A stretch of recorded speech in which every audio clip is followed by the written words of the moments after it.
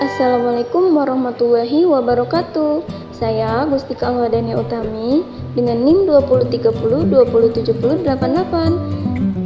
Di sini kita akan membahas materi tumbuhan dikotil dan monokotil.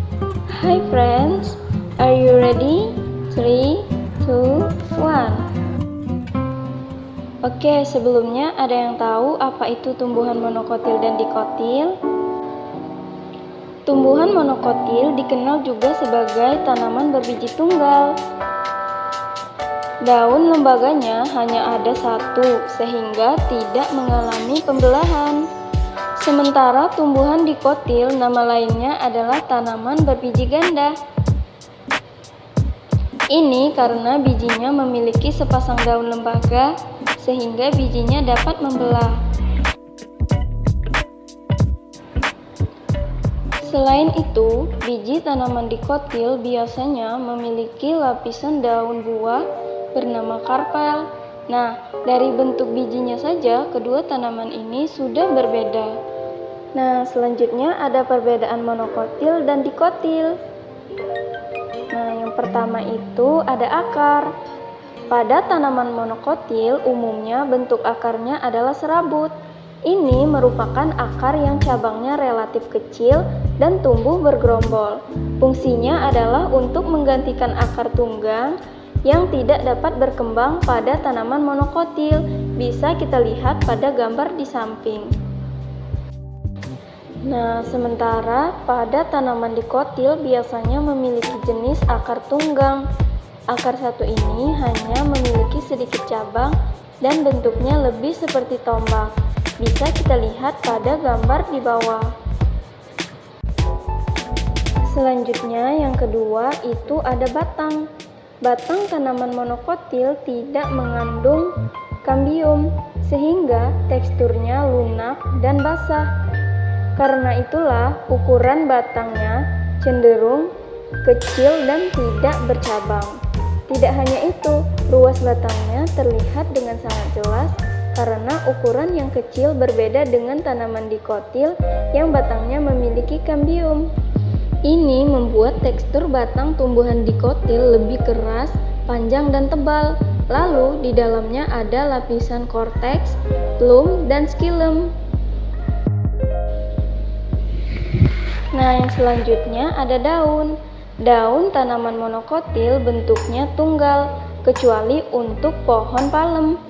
Ciri khas utamanya adalah tulang daunnya sejajar dan tumbuh secara memanjang. Sementara daun tanaman dikotil bentuknya menjari atau bisa jadi menyirip. Tidak hanya itu, struktur daunnya juga memiliki jaringan tiang. Nah, yang keempat itu ada bunga. Tanaman monokotil memiliki bunga yang kelopaknya berjumlah 3 dan kelipatannya. Sementara kelopak bunga pada tanaman dikotil jumlahnya 2, 4, atau bahkan 5. Namun, fungsi dan struktur bunga kedua tanaman ini tetap sama. Selanjutnya yang kelima ada sistem reproduksi. Pada tanaman monokotil, sistem reproduksi yang terjadi adalah generatif. Tanaman berkembang biak secara alami dengan mengandalkan bunga. Sementara tumbuhan dikotil bisa berkembang biak secara generatif maupun vegetatif. Selanjutnya kita lihat lagi perbedaan dikotil dan monokotil. Kalau monokotil itu bijinya berkeping 1, sedangkan dikotil itu berkeping 2.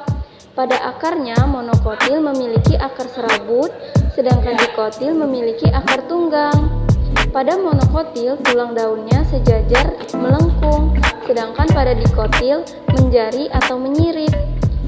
Batang monokotil tidak memiliki kambium, sedangkan batang dikotil memiliki kambium.